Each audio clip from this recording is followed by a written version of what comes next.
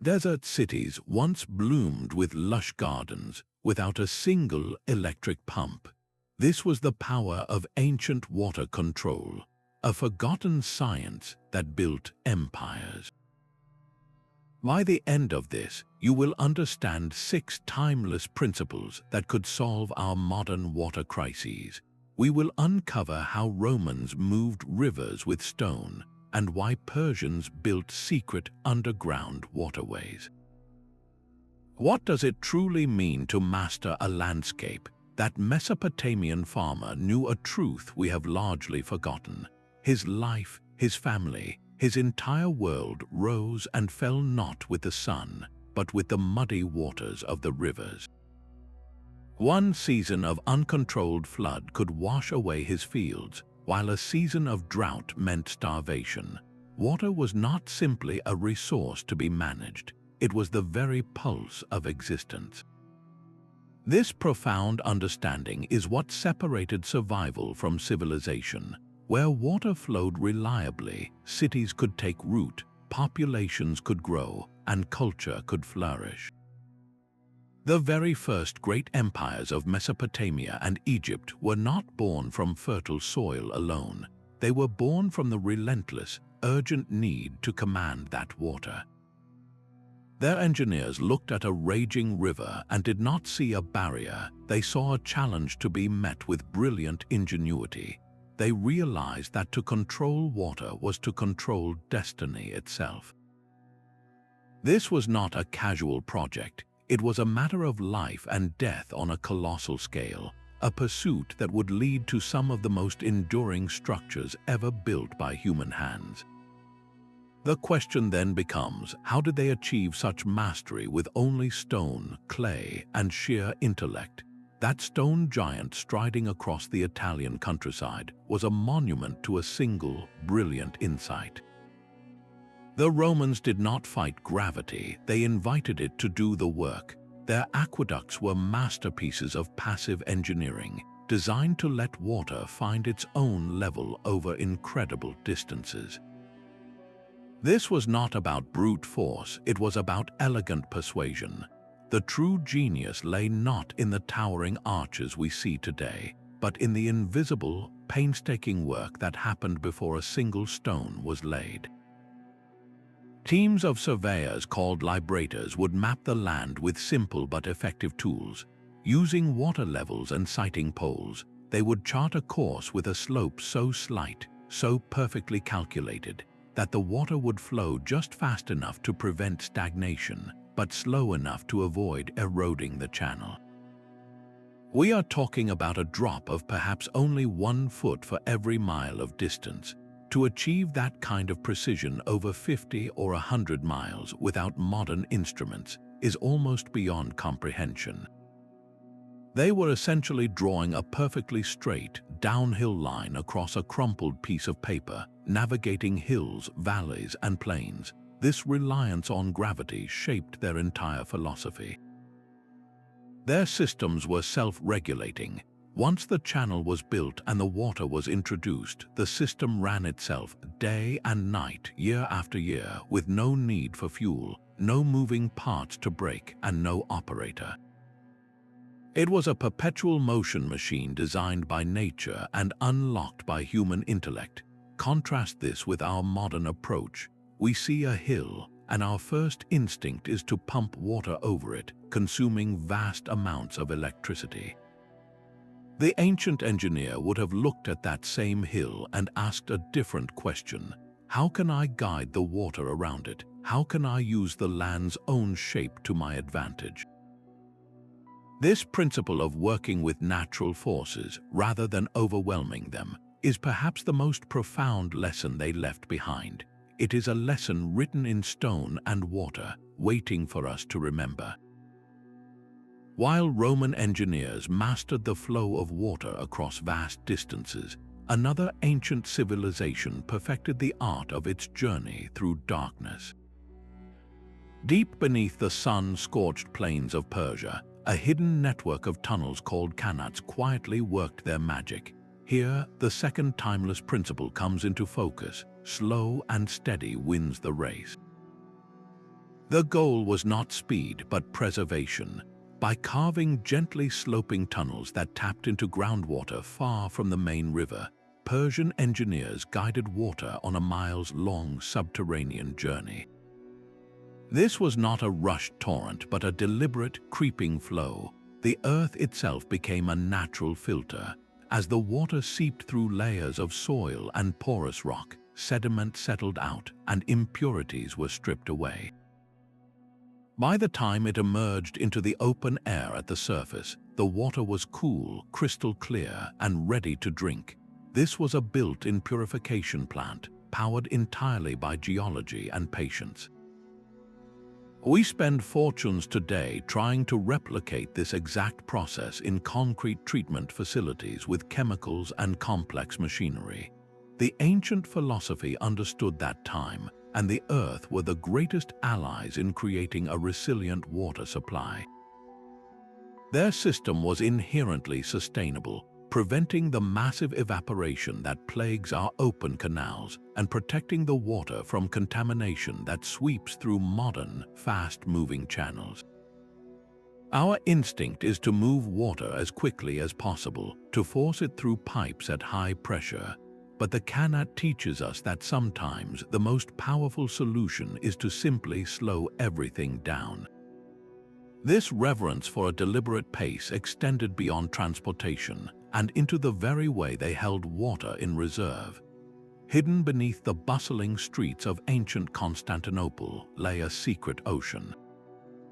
The city's survival depended not on what was visible, but on these colossal, cathedral-like cisterns carved into the earth. Here, we find the third principle of ancient water wisdom, using the planet itself as a living reservoir. These engineers understood something we often ignore, that the earth is the perfect insulator. By storing water deep underground, they created a stable, protected environment. The massive thermal mass of the surrounding soil and rock kept the water cool year-round, preventing the runaway algae growth that plagues our open-air tanks and reservoirs. This passive cooling system required no energy, no moving parts, just a profound respect for the natural properties of the ground beneath their feet. It was a form of geothermal air conditioning, centuries before the term was ever invented. This ancient approach is now a cutting-edge concept in sustainable architecture, where we bury thermal masses to regulate building temperatures. They were simply way ahead of the curve, but their brilliance did not stop at mere storage. This subterranean strategy was also a masterstroke of preservation. Sealed away from sun and wind, the water was spared the devastating evaporation that can claim up to half of a modern open reservoir's volume in arid climates. It was protected from dust, debris, and surface contamination. The water remained pure and potable for months, even years. This leads to a pivotal question. How did they ensure the water entering these vast chambers was clean enough to drink in the first place, long before the invention of chemical treatments? The answer lies in a system of filtration so elegant it rivaled the cisterns themselves. Before a single drop of that carefully stored water reached a home, it passed through a living, breathing filter. The fourth principle of ancient water mastery was to harness the power of life itself for purification. This was not about adding chemicals, but about cultivating an entire ecosystem to do the work. In India, the breathtaking stepwell of Chand Baori is a perfect example of this genius in stone. Its thousands of steps descending into the earth were not merely for access, they were a functional part of a biological machine. As water flowed slowly down the vast step terraces, it was naturally aerated, a process that introduced life-giving oxygen. This oxygen supported colonies of beneficial microorganisms, tiny creatures that would consume harmful impurities and break down organic waste. The structure itself encouraged sediment to settle out, with each step acting as a miniature weir, calming the water and allowing particles to drift to the bottom. This was a water treatment plant designed by nature and built by human hands. Across the ancient world, this same philosophy was applied using the simplest of materials. Sand and gravel filtration beds were remarkably common. Engineers would construct layers of coarse gravel, finer sand, and sometimes even charcoal, creating a porous pathway that mimicked the natural purification of a riverbank. As water percolated through these layers, physical debris was trapped, and the complex community of microbes living within the sand and gravel went to work, feasting on pathogens. They understood that clean water was not an isolated product, but the result of a healthy, functioning system. They engineered entire environments where biology and hydrology worked in concert. Our modern approach often tries to dominate nature, to sterilize water with a barrage of chemicals that leave behind their own residues. The ancient philosophy was one of collaboration. They asked not how they could kill every organism in the water, but how they could create the right conditions for the good organisms to thrive and clean it for them. This holistic, bio-integrated thinking stands as a stark contrast to our often brute force methods. Once this living system had produced water of pristine quality, the next challenge was one of fundamental fairness, getting it to every person in the city. That intricate web of terracotta pipes running through the Minoan palace of Knossos reveals a fifth, crucial principle. Ancient engineers designed for failure before it ever happened. Their water networks were not single, fragile threads, but resilient, interconnected webs. At Knossos, water was drawn from multiple springs and channeled through a decentralized system of pipes and canals that served the palace, its workshops, and its homes. If one spring dried up or a pipe fractured, the entire city did not grind to a halt. Water could be rerouted from another source, or a section could be isolated for repair while life continued around it. This was a system built with redundancy, a concept we now prize in everything from computer networks to power grids. It was not about creating one perfect, massive conduit, but about weaving a robust tapestry of smaller, interdependent flows. This philosophy empowered local communities. A neighborhood or a city district could manage and maintain the water infrastructure it directly relied upon, fostering a sense of ownership and immediate responsibility. They were not passive consumers at the end of a 1,000-mile pipeline. They were active stewards of their own survival. Compare this to many of our modern cities, where millions of people depend on a handful of massive treatment plants and aqueducts. A single point of failure, whether from a natural disaster, a technical glitch, or deliberate attack, can cripple an entire metropolis. The ancient model traded sheer scale for profound resilience. It understood that a system's true strength is not measured when everything is working perfectly, but by how it performs when something goes wrong. This decentralized wisdom, this built-in capacity to adapt and endure, was their ultimate insurance policy against the unpredictable. And this very same mindset of resilience, of designing systems to absorb shock rather than resist it, was the key to their most brilliant feat of all, taming the fury of a river in flood. The true test of any water system is not a gentle rain but a raging torrent. And here we arrive at the sixth and perhaps most profound principle: living with floods, not fighting them. Consider the ancient Egyptians, whose entire civilization was built around the annual inundation of the Nile. They did not view this flood as a catastrophe to be prevented. They saw it as a life-giving event, a divine gift. Their strategy was one of brilliant accommodation. They built vast networks of earthen basins to capture the muddy floodwaters. As the water slowly receded, it left behind a fresh layer of incredibly fertile silt, naturally fertilizing the fields for the coming planting season. This was not flood control, it was flood farming. They were not trying to stop the river's power, they were channeling it, partnering with its natural cycle to create the most productive agricultural land in the ancient world. This philosophy of coexistence was widespread. Instead of constructing massive, rigid levees that force a river into a narrow, dangerous channel, many cultures designed their landscapes to absorb the excess. They created overflow channels that directed seasonal floods into designated wetlands. These wetlands acted as enormous natural sponges, soaking up the surplus water, which would then slowly percolate down, recharging the very aquifers they depended on during the dry seasons. It was a self-replenishing system. The flood was not the enemy, it was the delivery mechanism for both water and fertility. Our modern instinct is often to wall off rivers with concrete, to fight the water with sheer force. But these hardened barriers can create a false sense of security. When a flood inevitably overtops them, the results are catastrophic because the water has nowhere else to go. The ancient approach was softer, more adaptive. It understood that a river's floodplain is not wasted land. It is an essential part of the river's own anatomy, its lungs and its circulatory system.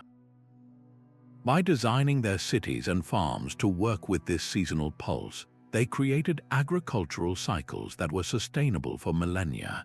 This adaptive mindset, this willingness to yield in order to ultimately prevail, is the key that unlocks the purpose behind their most iconic and enduring structures. The grandeur of a Roman aqueduct was merely the public face of a system defined by its invisible precision. Those iconic arches we so admire were often just the final, dramatic step across a valley, a small part of a much longer, much more deliberate journey. The true engineering miracle was not the structure you could see, but the slope you could not. For the water to flow from its mountain source to a thirsty city 50 miles away, engineers had to maintain a gradient so slight it seems impossible. We are talking about a drop of just 30 centimeters over a full kilometer, a slope so gentle that a single misplaced stone over that distance could bring the entire flow to a standstill. Achieving this required tools of beautiful simplicity. The chorobates was their secret weapon, a long, leveled wooden bench with a central groove filled with water. By sighting along its edge or checking the water's surface, surveyors could establish a perfectly horizontal line across rugged terrain. This humble device, more than any crane or chisel, was the key to Rome's water empire. But the Roman genius did not stop at simply getting the water moving. They built for permanence. Along the Aqueducts channel, they integrated regular sedimentation tanks. These were widened chambers where the water would slow down, allowing sand and silt to settle out before they could accumulate and clog the delicate system. They also included frequent access shafts and manholes, providing a direct pathway for teams of workers to descend and perform routine cleaning and repairs. This was not a static monument, it was a living, breathing piece of infrastructure designed with its own long-term healthcare plan. The Romans set a standard for public works that was not just about initial construction, but about creating a legacy that could last for centuries. This holistic approach to engineering, blending flawless initial surveying with foresight for ongoing maintenance, is a standard that challenges us even today. And it invites a fascinating comparison to another wonder, one that achieved similar longevity through a completely different, and in some ways even more resilient, philosophy. A single ventilation shaft rising from the barren desert floor was the only visible sign of the hidden river flowing beneath. For over 3,000 years, the Qanat systems of Persia turned the most unforgiving landscapes into thriving oases. This was not a matter of digging a hole and hoping for water. It was a precise and daring act of subterranean engineering. Teams of skilled workers, known as muqannis, would first locate a water-rich aquifer at the foot of a mountain. Then, with breathtaking audacity, they would begin digging a mother well, sometimes plunging hundreds of feet straight down into the earth. Once they hit water, the real work began. They would start tunneling horizontally away from the mountain, carving a gently sloping channel that would guide the groundwater downhill.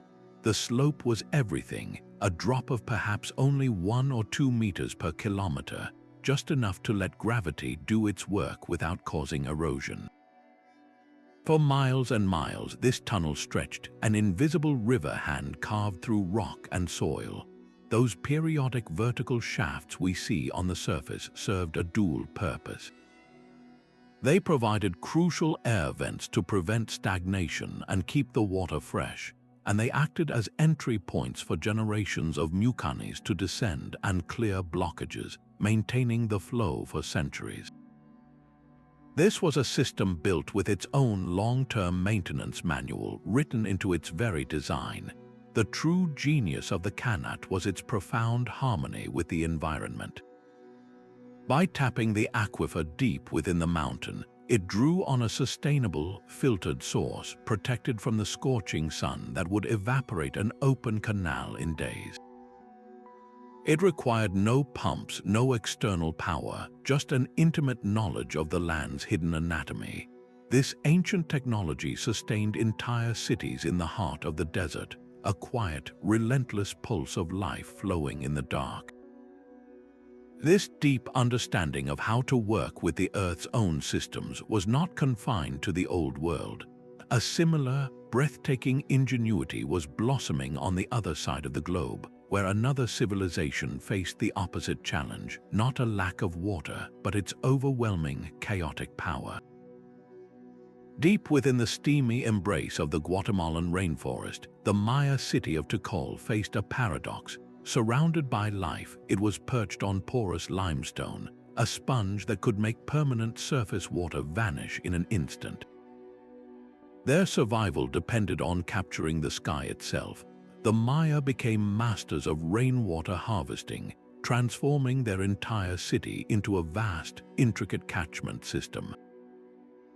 Every paved plaza, every stone courtyard, and every temple roof was engineered to channel the tropical deluges not away, but toward a network of massive, meticulously engineered reservoirs. These were not simple ponds, they were technological marvels. The Maya lined their reservoirs with layers of clay and crushed limestone, creating an impermeable seal that defeated the thirsty ground beneath. This was a man-made waterproof bowl, carefully placed to hold the lifeblood of the city through months of relentless drought. But simply holding water was not enough. They needed to control its pulse. They constructed dams and sophisticated sluice gates from stone and wood, allowing them to regulate the water level with precision. During the intense rainy season, they could release excess water in a controlled manner, preventing their reservoirs from overflowing and eroding. When the dry season gripped the jungle, they could carefully ration this stored treasure, ensuring a steady supply for drinking, cooking, and irrigation. This was a system of dynamic balance, a dance with the seasons. They even integrated natural purification. By designing reservoirs in a series, they allowed water to settle and clarify as it moved from one to the next, with aquatic plants and sunlight helping to cleanse it. The entire cityscape was a functional part of the water infrastructure, a living machine where architecture and hydrology were one and the same. This genius for capture in a land without great rivers proves a powerful point. Abundance is not always about what nature provides, but about what human ingenuity can design to intercept and preserve.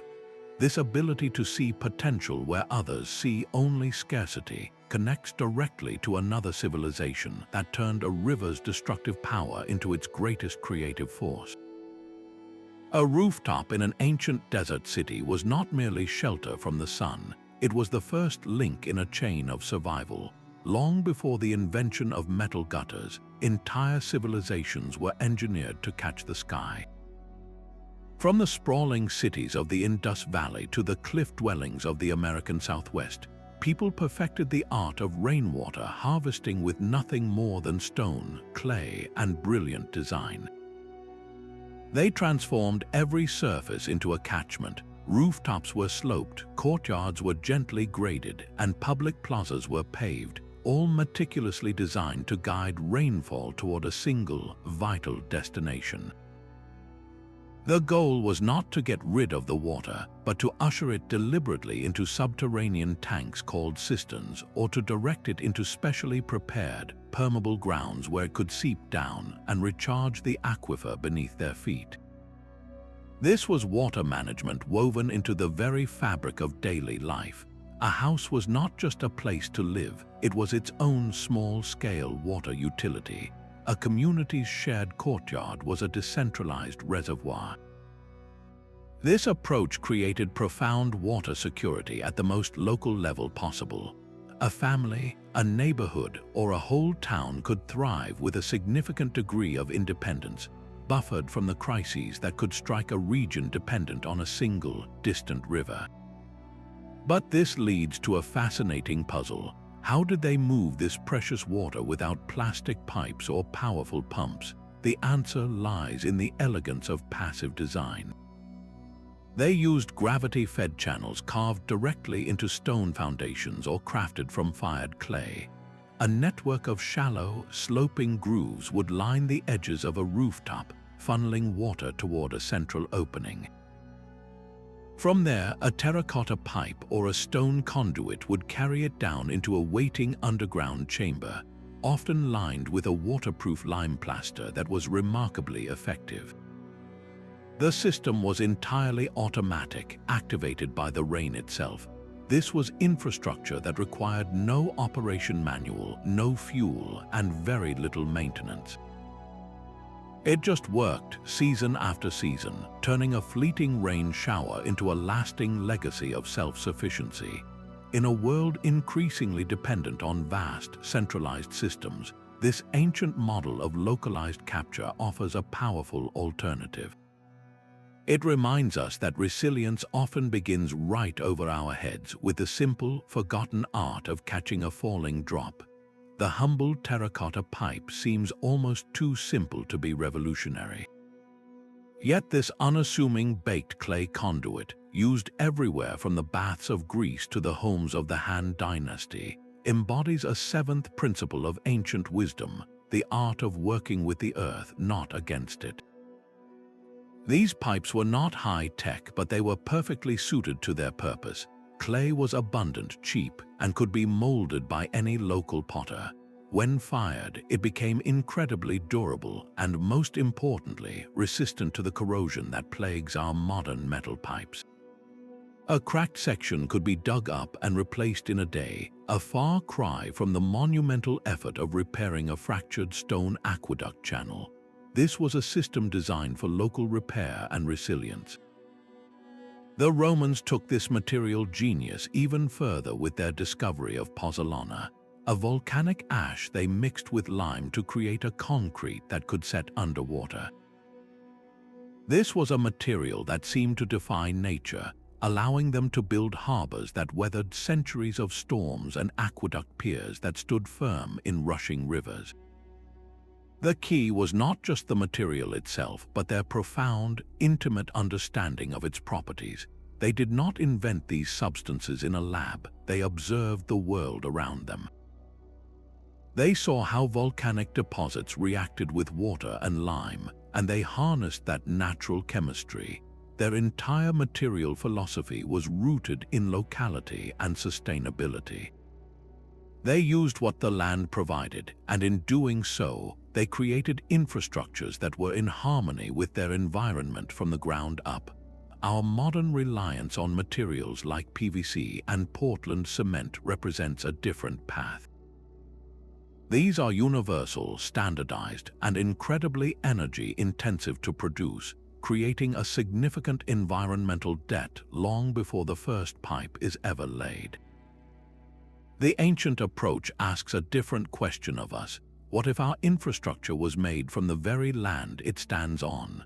What if it could be maintained by the community it serves with local knowledge and locally sourced parts? This philosophy of appropriate, sustainable materials was inseparable from the human networks that brought them to life. A terracotta pipe is just a tube of clay until it is part of a system maintained by a community. This leads us to the final and perhaps most vital layer of this forgotten knowledge, the social engine that built and sustained these hydraulic marvels for generations. A baked clay pipe was more than a conduit, it was a covenant. Its function depended entirely on a shared agreement, an unwritten contract between neighbors that someone would maintain the channel and ensure the water flowed for all. This is the final and perhaps most overlooked layer of ancient water wisdom. The most brilliant aqueduct or Qanat would have crumbled into dust within a generation without the social engineering to sustain it.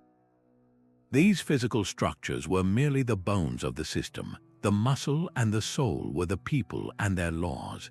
Ancient cultures understood that water was a common good, a public trust that required meticulous governance. In Persia, the maintenance of a Qanat was governed by strict, time-honored codes.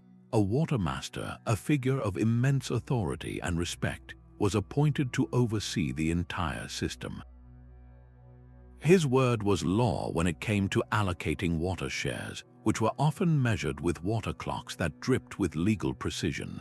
Every user knew exactly when their turn to draw water began and ended, a system built on transparency and fairness to prevent conflict. This was not a suggestion, it was a deeply ingrained social contract. The responsibility for cleaning the tunnels and shafts was shared among the farmers who benefited from them, with tasks assigned according to the amount of water each family received. Your right to water was directly tied to your responsibility to maintain the source. This philosophy transformed a technical marvel into a living, breathing institution. It embedded the system within the culture itself, making its survival synonymous with the survival of the community. We see a similar story in the Roman world. The magnificent aqueducts were not just built by the state, they were managed by a permanent, professional corps of engineers and laborers funded by public money. Their job was continuous maintenance, a recognition that infrastructure is not a project you complete, but a legacy you steward. This collaborative model stands in stark contrast to our modern, often fragmented approach, where responsibility is diffused and the connection between user and source is broken. We open a tap and the water appears with little thought for the vast, invisible network that brings it to us, or the social cooperation required to keep it flowing. For ancient societies, this cooperation was not merely practical, it was sacred. The spiritual dimension of water was woven into the very fabric of their hydraulic laws. That sacred covenant with water was the invisible mortar that held the entire system together. A spring was not just a source of hydration, it was the dwelling place of a nymph or a local deity. A river was a powerful, living god, its moods and flows a direct expression of divine will. This spiritual worldview was not a quaint superstition, it was the very foundation of their conservation ethic. To pollute a river was to insult a god, an act of profound sacrilege that invited cosmic retribution. This belief system created a powerful, internalized check on human behavior. It fostered a relationship with water based on reverence, gratitude, and a deep-seated fear of overstepping. Water was a sacred gift, not a commodity to be extracted. This philosophy inherently promoted what we now call sustainability. Rituals and festivals were often tied to the water cycle, celebrating the arrival of the rains or the flooding of the river, reinforcing the community's dependence on these natural rhythms.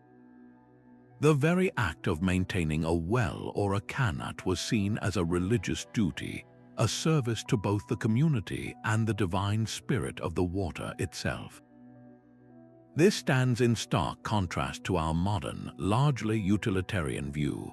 we have stripped water of its spiritual significance, reducing it to a chemical formula, H2O, a substance to be managed, priced, and sold.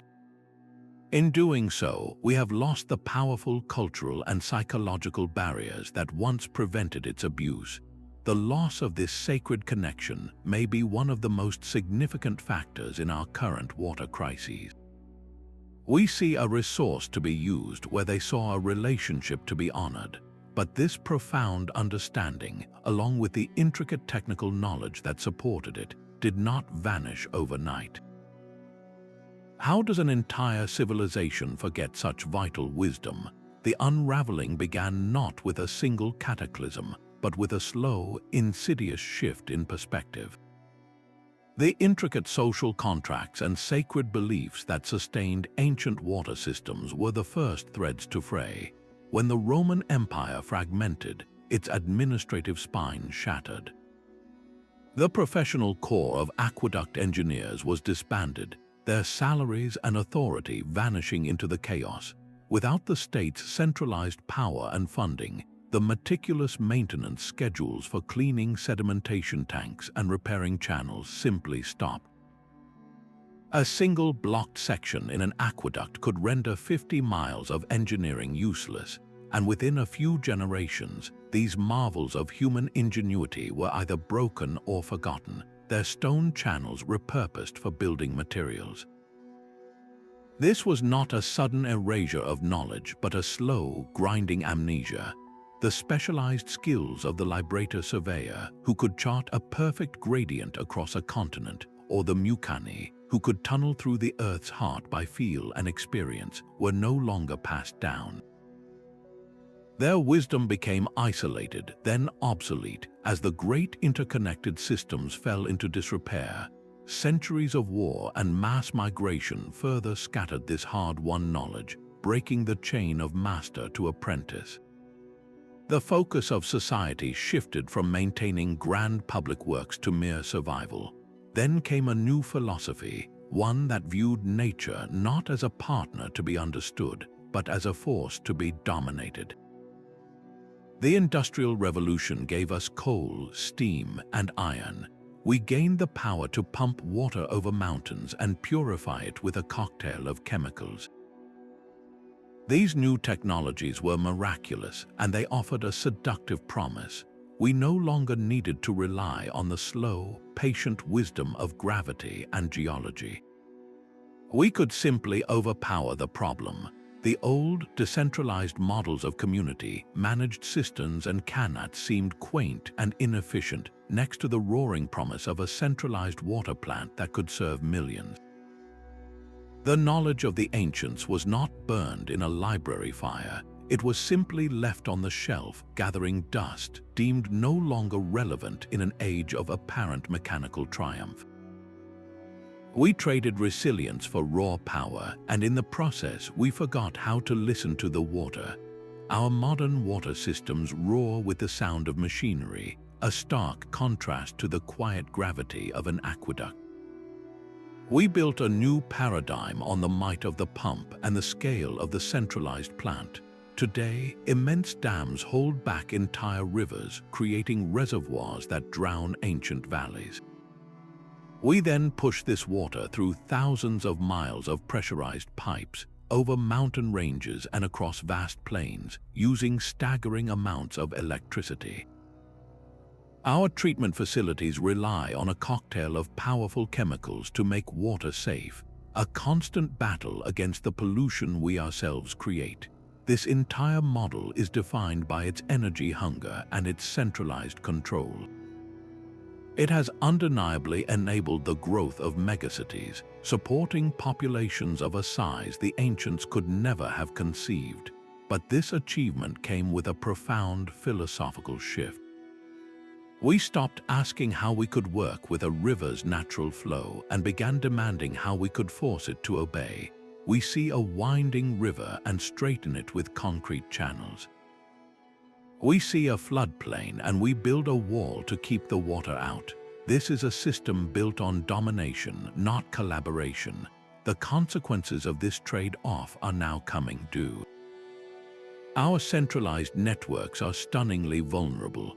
A single earthquake, a cyber attack on a control system, or a prolonged power outage can leave millions without water overnight.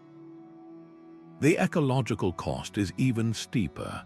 Our dams have starved deltas of the vital silt that replenishes coastlines, causing entire landscapes to vanish into the sea. The chemical runoff from our farms and cities creates dead zones in our lakes and oceans, and perhaps most tragically, we have lost the local resilience that defined ancient water security. A crack in a main pipe 100 miles away is a crisis for a modern suburb, whereas a broken terracotta pipe in an ancient neighborhood was a simple local repair. We gained convenience and scale, but we surrendered our independence and our harmony with the natural world. The real cost of forgetting is a system that is both incredibly powerful and dangerously fragile. Day Zero is no longer a distant theory, but a stark reality for major cities across the globe. The terrifying countdown begins when a centralized reservoir dips below a critical level, threatening to turn off the taps for millions. This is the ultimate symptom of a system pushed to its breaking point. Our modern water networks, for all their technological might, are brittle. They are designed like a single, massive tree, where every branch and leaf depends on one trunk. When that trunk is compromised by a prolonged drought, or when a key treatment plant fails, the entire system withers. There is no backup, no alternate route. This is the precise vulnerability that ancient engineers worked so diligently to avoid. They built not a single tree, but a forest of interconnected roots. If one spring failed, another could take over. If a Qanat tunnel collapsed, the community could draw from their cisterns while repairs were made. Their security came from diversity and decentralization, a principle we have largely abandoned. This fragility is compounded by our staggering energy dependence. A single power outage can halt the pumps that push water up into our cities, bringing life to a standstill within hours. We have tied our most essential resource directly to the electrical grid, creating a cascade of potential failure. The ancient world, by contrast, built its systems on the perpetual, free energy of gravity. An aqueduct, once completed, required no fuel to operate for centuries. This fundamental difference highlights a critical weakness in our modern approach. We solved the problem of scale with brute force, but in doing so, we created a system that is perpetually hungry, consuming vast amounts of electricity just to function. And then there is the chemical legacy. We fight contamination by adding our own concoctions, a cycle of treatment that leaves behind residues and creates new, unintended pollutants. Our reliance on these powerful agents is a constant battle, an industrial-scale process that the ancients avoided by designing purification into the system itself. They used time, sand, and biological processes to clean their water, methods that produced no toxic byproducts. Our large dams, the modern equivalent of Roman ambition, have become ecological catastrophes in their own right. They block the flow of vital sediment that replenishes deltas, disrupt the migratory paths of fish, and fundamentally alter the temperature and chemistry of entire river systems. The very structures we built to control water have ended up crippling the natural cycles that sustain it. The evidence of this vulnerability is written in the cracked mud of empty reservoirs and the algal blooms of poisoned lakes. Yet within these failures lies a blueprint for a more resilient future. The wisdom of the past is not a relic to be admired, but a toolkit to be reopened. A quiet revolution is taking root in the deserts of New Mexico. Communities are not installing high-tech pumps or building new reservoirs, they are returning to the earth. They are clearing the century-old sediment from acequia canals, a communal irrigation system brought by Spanish colonists who learned it from the Moors. These are not mere ditches, they are living social institutions. The shared labor of cleaning the canals each spring reaffirms a bond between neighbors and with the land itself. The water flows slowly, seeping into the soil and recharging the aquifer, a stark contrast to the efficient concrete-lined channels that rush water away, ultimately depleting the ground below. This is not a rejection of modernity, but a recalibration, a choice to value resilience over pure speed. On the other side of the world, a similar homecoming is unfolding. In India, the magnificent stepwells, long abandoned as relics, are being painstakingly restored, but their purpose has evolved. They are no longer just places to draw water. They are now recognized as giant, subterranean batteries for the groundwater table.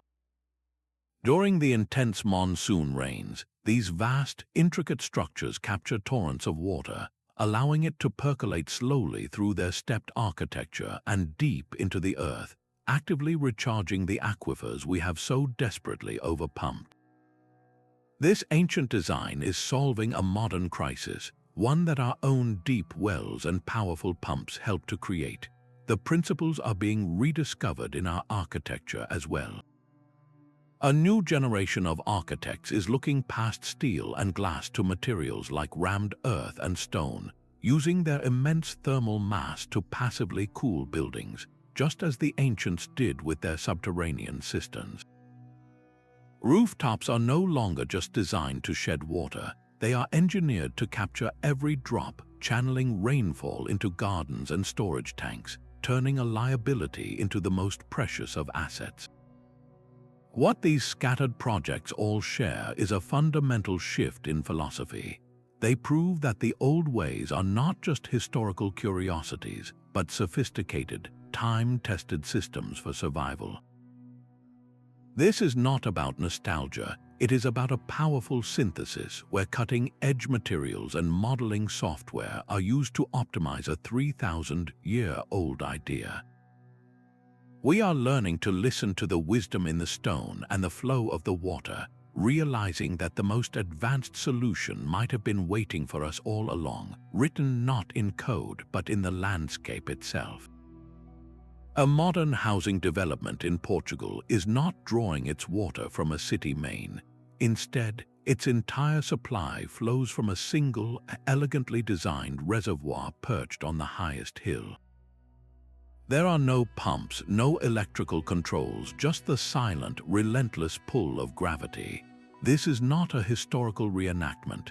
It is a cutting-edge application of that first ancient principle, working with gravity, not against it.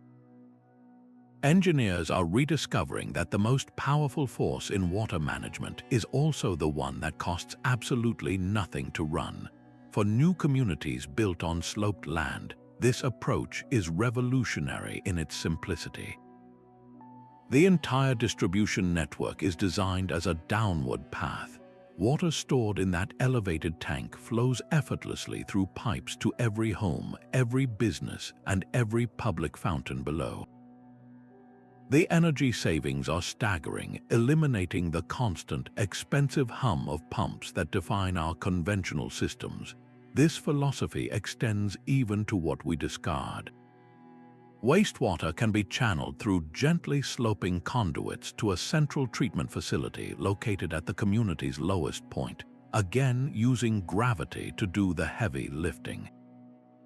The water arrives without having consumed a single watt of electricity to get there, dramatically cutting the energy needed for the treatment process itself. This is a complete reinversion of our modern mindset. We have spent over a century using cheap energy to circumvent natural topography, forcing water to go where we want, when we want. But as energy costs rise and the environmental impact of that consumption becomes undeniable, the ancient perspective reemerges not as a quaint alternative, but as the most intelligent primary strategy. It forces a fundamental question at the very start of any project. Not how can we pump water to this place, but how can we let the land itself guide the water here for us? This principle of elegant efficiency, of designing with the landscape instead of bulldozing over it, is the essential foundation, but it leads directly to the next logical step in this recovery of lost wisdom. If we are no longer fighting gravity to move water, how can we better partner with the earth to store it? A single neighborhood block could become its own miniature water republic. This is not science fiction, but the practical promise of decentralization, the second great principle we are relearning from the past. Instead of relying solely on one massive, distant reservoir, the future envisions a smarter grid where every community manages a significant portion of its own water cycle. Picture homes equipped with systems that capture rainwater from rooftops, storing it for gardens and even filtering it for non-drinking uses. Grey water from showers and sinks, once simply flushed away, could be gently treated on site and reused for flushing toilets or irrigating parks. Each neighborhood would have its own small-scale storage, perhaps in beautifully integrated underground cisterns or restored local ponds. These localized systems would still be connected to the larger municipal network, but they would possess a crucial ability to operate independently if that main system fails. This is the modern embodiment of the Minoan web or the Persian Qanat community. A breakdown in one part of the city no longer means a crisis for everyone. A main pipe bursting miles away would be an inconvenience, not a catastrophe, because your block has its own reserve to draw upon. This shift does more than just build technical resilience, it rebuilds our relationship with water. When you are directly responsible for capturing and conserving the water that falls on your own property, you become its steward. You watch the weather reports with a new sense of anticipation. You understand the value of every drop in a way that is impossible when your only interaction is turning a tap. This fosters the same sense of community ownership and shared responsibility that was enforced by the water masters of ancient Persia. Decentralization makes the system visible and personal again, but once we have secured our supply through these resilient, local networks, a fundamental question remains. How do we ensure the purity of the water we have so carefully gathered and stored? The water emerging from these living filters is not just clean, it is alive with the same balance found in a natural spring. This brings us to the third principle we are relearning, the power of natural filtration. Our immediate instinct is to build a concrete treatment plant, but ancient engineers showed us a different path, one where the purification system is also a garden. Around the world, cities are now constructing wetlands specifically designed to treat water. These are not accidental marshes, they are meticulously engineered ecosystems. A bioswale, for instance, might look like a simple, vegetated ditch along a roadside, but beneath the surface, it is a sophisticated cleaning machine. As stormwater runoff from a parking lot, laden with oil and heavy metals, flows into the swale, it slows down. The native plant's roots absorb the excess nutrients, while the soil and the microbial communities living around those roots break down the chemical pollutants. The water that eventually seeps into the groundwater or flows into a local stream is remarkably purified, all without a single chemical additive. This is the exact same biological principle that was at work in the stepwells of India, where water was cleansed as it cascaded down vast step terraces, exposed to air and beneficial microbes. These modern constructed wetlands are the direct descendants of that ancient wisdom. They are dramatically cheaper to maintain than a conventional plant, requiring minimal energy and no expensive chemicals, just occasional tending of the plants. They create vital habitats for birds, insects, and other wildlife, weaving biodiversity back into the urban fabric, and they are inherently resilient. If a surge of contaminated water flows in, the living system can adapt and process it, whereas a mechanical plant might be overwhelmed and shut down. By integrating these green kidneys into our parks, our street corners, and our industrial zones, we transform our cities from passive consumers of water into active, participating members of the water cycle. The city itself begins to breathe and clean its own water just as a forest does.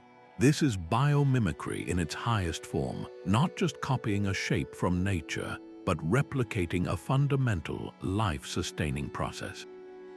Once this living system has produced water of such quality, the challenge becomes one of stewardship, of holding this precious resource safe for the future.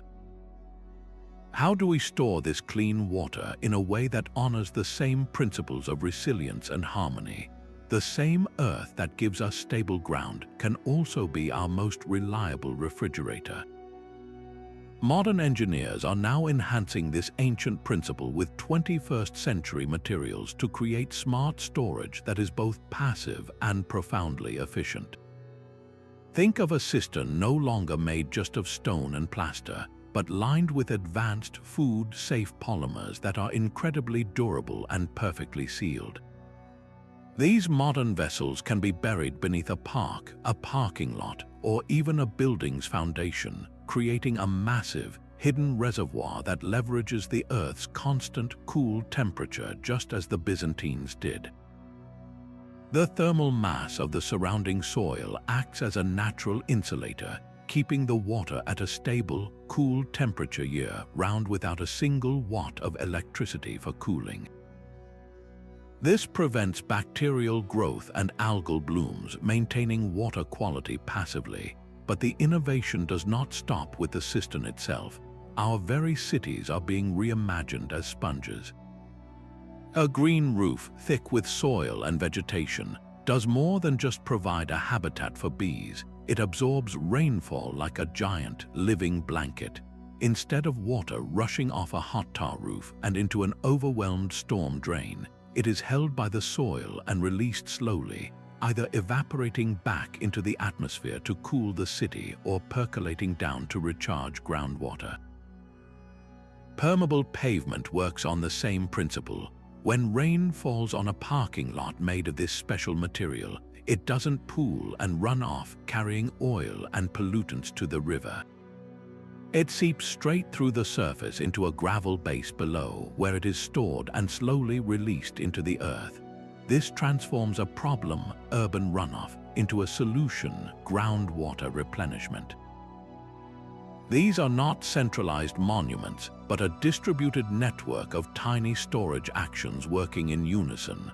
The core wisdom is unchanged from the caverns beneath Constantinople. Protect water from the sun and wind, use the planet's mass for stability, and integrate storage into the very fabric of our landscape. It is a shift from building one giant tank to creating a million small ones, a system that is far more resilient because it is woven into the ground we walk on every day.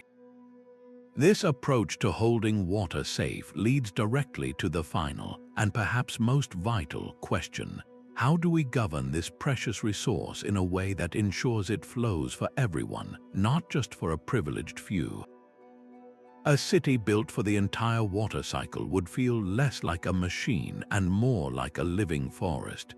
Its streets would not just be for cars but for water. Rain falling on a rooftop would not rush into a gutter headed for the sea, but would be channeled into a planter box where it would water a tree and slowly seep into the ground. The parking lot at the local supermarket would be made of a porous material, allowing a downpour to vanish into a hidden gravel bed below, replenishing the aquifer instead of overwhelming the sewers. Every park would double as a temporary pond during a heavy storm, gracefully holding the excess water before releasing it slowly, clean and calm, back into the environment. This is the fifth principle we must relearn: designing for the complete journey of a water molecule, from the sky back to the earth. Ancient engineers did not see a hard line between the built environment and the natural water cycle. Their cities were active participants designed to intercept, slow, and absorb water at every possible turn, our modern approach has been the opposite. We have spent centuries perfecting the art of hydrological drainage, creating a landscape of impermeable surfaces that treat rainwater as a nuisance to be expelled as quickly as possible. We pave over the ground, then build massive, expensive pipes to carry the water away, creating a destructive cycle of floods downstream and parched earth upstream. The holistic view flips this entire script. It asks us to see stormwater not as waste, but as the most local, reliable, and free source of water we have. It means reusing the relatively clean water from our showers and sinks, known as grey water, to flush our toilets or irrigate community gardens. This closes the loop, dramatically reducing the demand we place on distant rivers and stressed aquifers.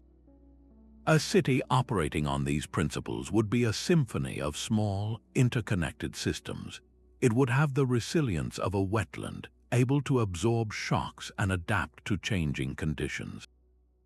The ultimate goal is to create a city that functions hydrologically like the native landscape it replaced, where the water that falls within its boundaries is cherished, used, cleaned, and returned, completing a virtuous circle that sustains itself for generations.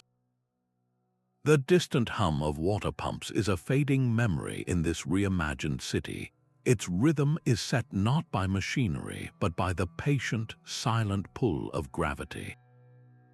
Every building's roof is a catchment surface, channeling rain into graceful, vegetated swalls that line the streets.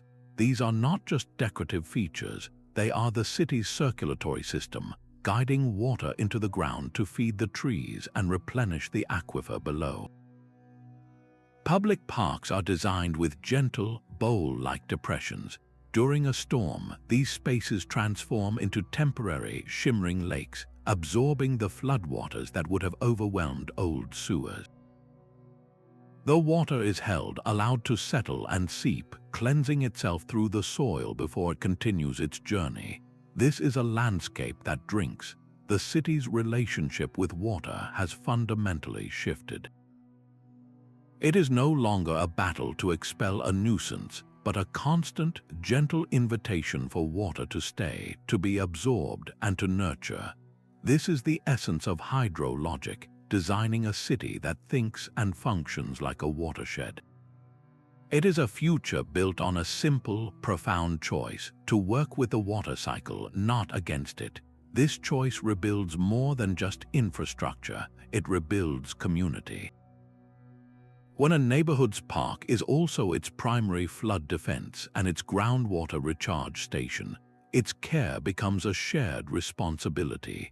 Residents become water literate, understanding the path of every raindrop that lands on their street. They know that the health of the local bioswale, that beautiful planted ditch, directly impacts the quality of the water beneath their feet.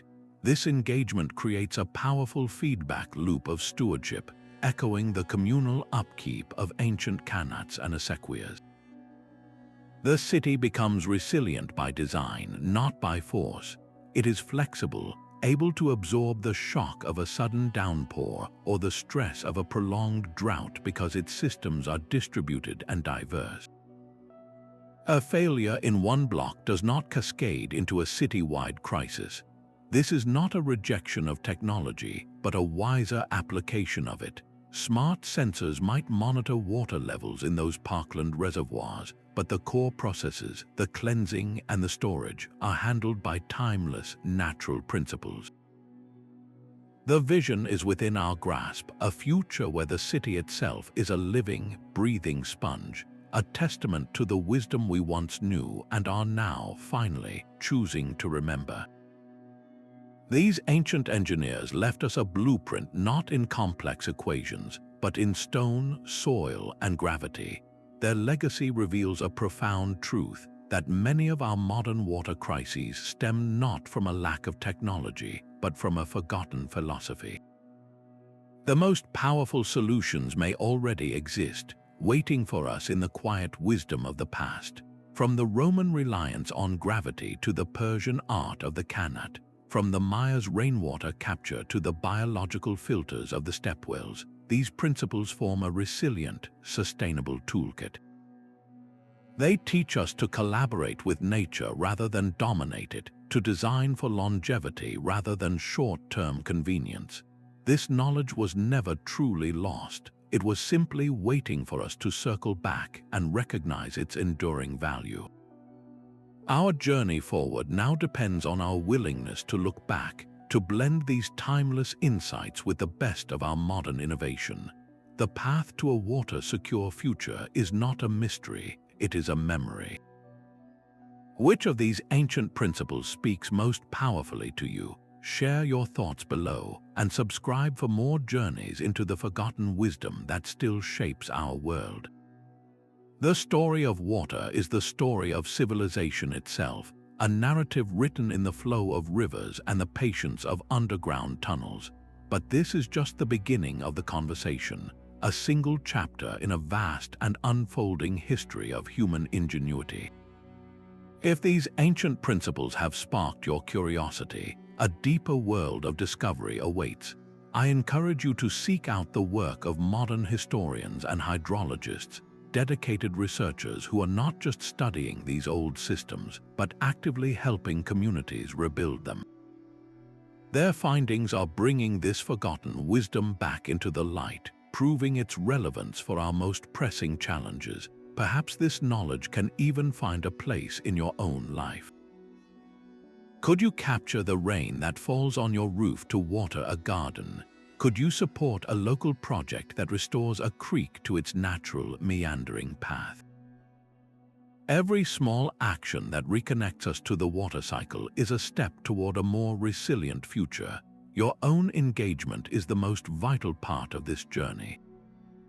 By liking this video, you help these ideas reach others who are searching for solutions.